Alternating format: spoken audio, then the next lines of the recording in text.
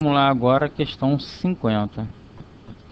Bom, a questão segunda tem ali o secundário do tráfego trifásico, né? O transformador está ali, está o secundário ligado em estrela. Nós temos aqui uma ponte retificadora trifásica com 2 diodos em cada fase e uma carga trifásica equilibrada. Eu não teria como dizer para você isso aqui, carga trifásica equilibrada, porque a partir do momento que eu retifiquei, eu tenho o mais e o menos, e não tenho uma carga trifásica equilibrada. Isso, na minha concepção, não existe. A partir do momento que eu retifiquei, eu tenho positivo e negativo. Essa ideia de fase, 3 fases morrem. Eu não consigo ver isso como verdadeiro, mas como a questão não trata disso, né? No caso aqui você poderia até, se isso aqui está dentro do equipamento, se aqui fosse um equipamento por todo, aí você poderia até dizer sim que essa carga trifásica toda é equilibrada. Mas a partir do momento que você retificou e jogou no equipamento lá, aqui na carga, essa carga aqui apenas, ela está recebendo uma corrente contínua, você não pode dizer que ela é trifásica. Está sendo alimentada por 3 fases.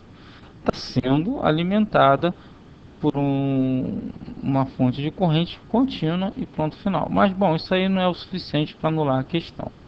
Mas é uma para você dar uma olhada em como a sesgranria, às vezes ela peca um pouquinho em alguns enunciados.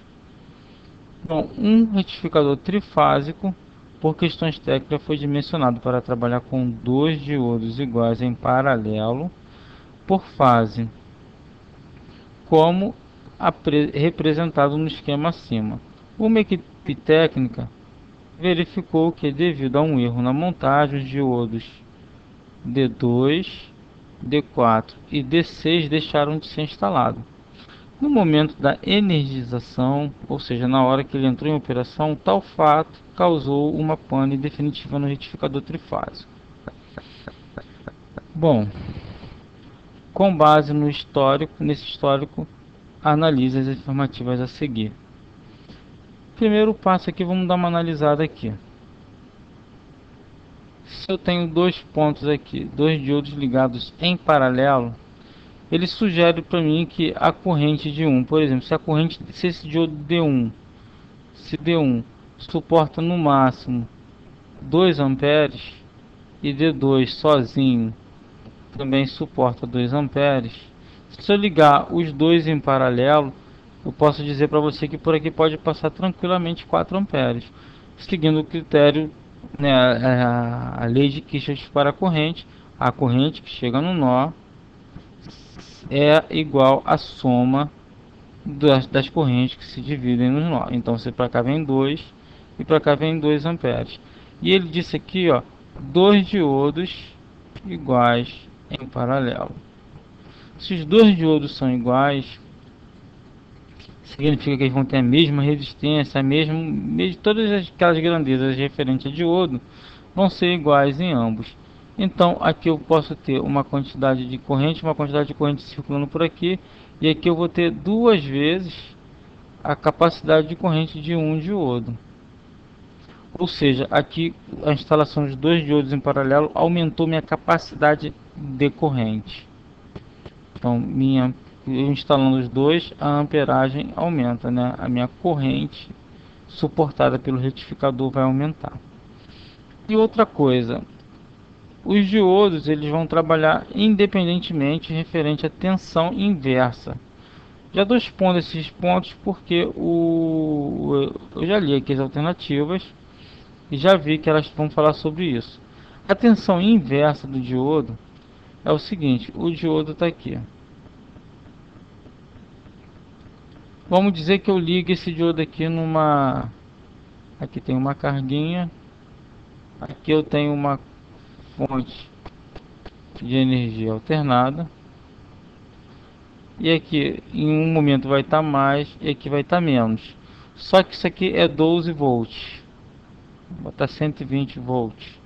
Só que a corrente inversa do meu diodo, ela só vai suportar até, vamos botar aí 80 volts. A corrente inversa, a tensão inversa do meu diodo é de 80 volts. Olha o que acontece.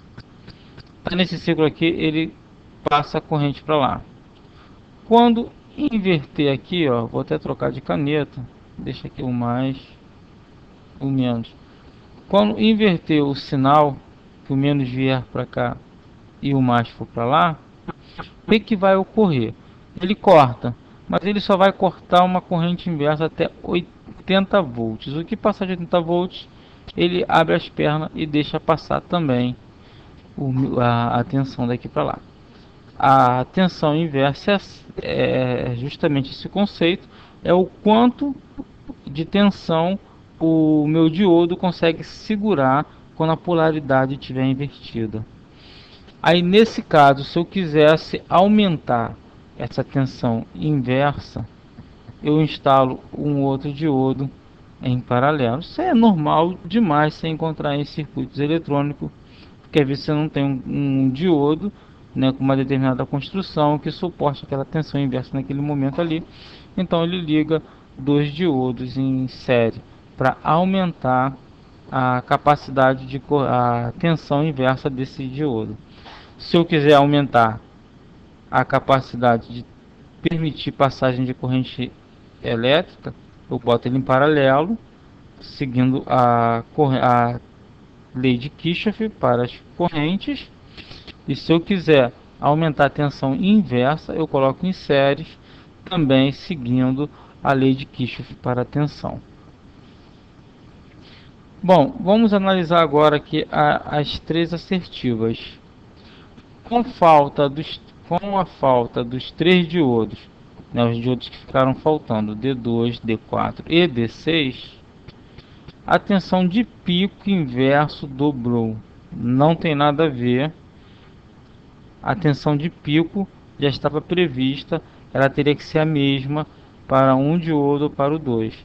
Então aqui já sobrecarregando os diodos D1, D3 e D5 que não suportaram essa tensão. Não, se falasse corrente até me ficaria na dúvida, mas e foram danificados definitivamente. Então essa daqui já marca logo de cara que é falsa. Assertiva 2, afirmativa 2. Com o objetivo de dividir a corrente por fase, o projeto especificou dois diodos iguais em paralelos para cada fase, e como cada par projetado só foi instalado um deles, sua corrente dobrou, ou seja, em vez de passar 2 amperes aqui, 2 amperes aqui, isso aqui são dados fictícios só para a gente poder entender. Aí passaram 4 em um diodo que só suporta 2 amperes. Dobrou a sua capacidade, a sua corrente, né? E o sistema entrou em pane definitiva, ou seja, ele abriu e não tem mais jeito, só trocando a peça. Então é isso que a gente chama de pane definitivo. Então essa daqui, a 2, está verdadeira. A causa mais provável da pane deve ter sido um curto-circuito no primário do transformador. Imagina aqui, se aqui está o primário aqui ligado provavelmente em estrela ou triângulo. Se fechar um curto aqui, fechou um curto aqui, o que ocorre? Não vai ocorrer nada no secundário. Porque se fechou curto aqui, ele não vai estar circulando corrente por onde devia, ou a corrente vai estar circulando, vai ser menor, vai estar gerando menor fluxo e portanto uma menor transformação, e aqui vai ter uma tensão inferior. Então não vamos ter uma causa de, por exemplo, sobretensão nem sobrecorrente do lado do secundário do transformador. Ou seja, se a pane ocorreu um curto no trifásico no primeiro do transformador, no primário do transformador, significa que eu não vou ter aquela relação de transformação. eu não vou ter nada passando para o meu secundário. Se eu não tenho nada passando no meu secundário, jamais iria queimar um diodo lá no secundário, pois como tem como tem-se dois diodos em paralelo, um deles pode substituir o outro na situação de qualquer problema, inclusive curto pleno na carga. Se fosse curto pleno na carga, aí sim nós poderíamos ter ter partido um dos diodos ou até dois dos diodos se estivessem lá, porque o curto, se eu não tiver um outro sistema de proteção de sobrecorrente, a minha corrente vai lá em cima e vamos dizer que esses 4 amperes aqui pulassem para 8, né? Numa situação de curto a gente sabe que vai a muito mais do que isso, mas quando chegasse a 8 mais ou menos, o meu diodo abre, meu diodo para de é, permitir a passagem da corrente elétrica, ele abre e então paralisa todo o circuito. Agora, a parte errada aqui seria esse curto no trifásico do transformador, no primário do transformador. Por isso essa assertiva é falsa, essa afirmativa é falsa. E como está correta apenas a 2, a gente marca a letra B, que é a resposta correta dessa questão. Bom, por enquanto é só.